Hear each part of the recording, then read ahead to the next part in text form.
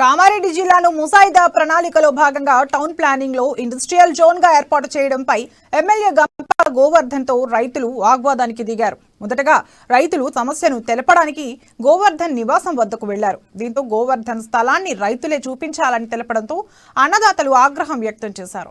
పోలీసుల తీరుపై వారు ఆగ్రహం వ్యక్తం చేశారు. ఇప్పటికైనా ఇండస్ట్రియల్ లో ఏర్పాటు చేసిన టౌన్ ప్లానింగ్ ముసాయిదాను తక్షణమే రద్దు చేయాలని రైతులు డిమాండ్ చేశారు.